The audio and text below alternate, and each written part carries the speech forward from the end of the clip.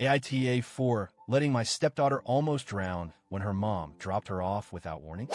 I, 31F, live in a house that's currently undergoing renovation, so I'm back and forth between living there and staying elsewhere. It's my home, and I usually live alone when I'm there. My husband, 35M, has a daughter, 5F, from a previous relationship.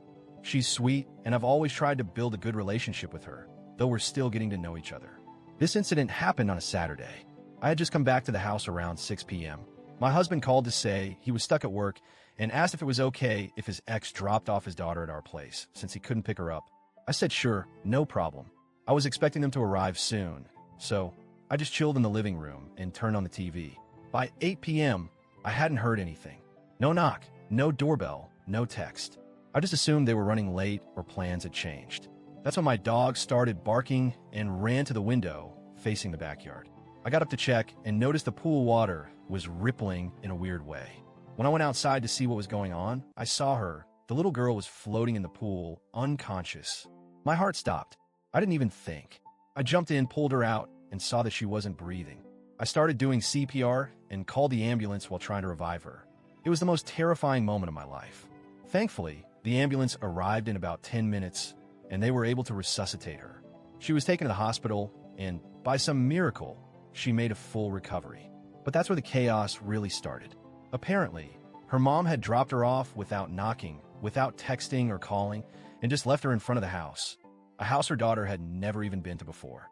I had no idea she was there. None.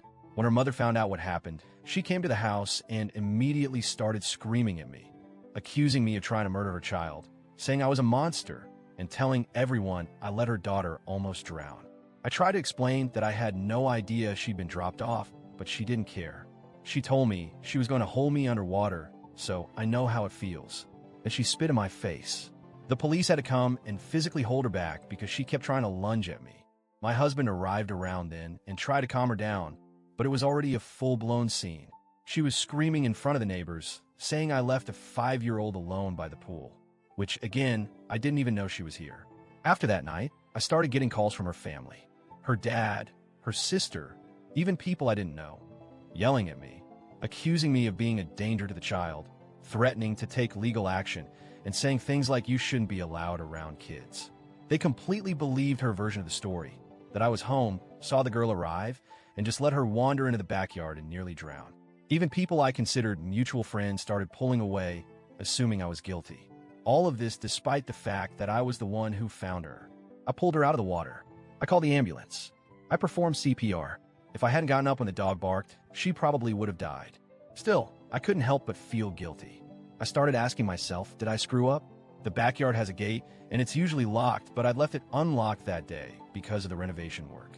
I hadn't expected any visitors, let alone an unsupervised child being dropped off without warning. I started blaming myself. What if I gone to check the front door, just in case? What if I had double-checked the gate? But I also realized how unreasonable it was to expect me to just know a 5-year-old had been left alone outside. Who does that? After a few days, I stopped beating myself up and started getting angry. I made a mistake with the gate. Yes, but that doesn't justify what happened afterward. The threats, the screaming, the defamation. I wasn't even given a chance to explain myself before people painted me as a monster. I sat down with my husband and laid out some boundaries. I told him I wasn't comfortable being around his ex, and I wouldn't tolerate her ever stepping foot on my property again unless he was there. He agreed. We're now working on getting stricter custody terms in place, including supervised drop-offs and better communication. I also reported the threats and harassment to the police, not to press charges, but to make sure there was a record. I've upgraded the locks, added security cameras, and I'm installing a pool fence, even though the law in my country doesn't require one. I've done everything I can to make sure this never happens again, but I still feel like I'm being punished for something I didn't do. I made one mistake, leaving a gate unlocked. But everything else? That's on the people who failed to communicate, who abandoned a child, and who are now trying to dodge responsibility by making me the villain. So Reddit, AITA?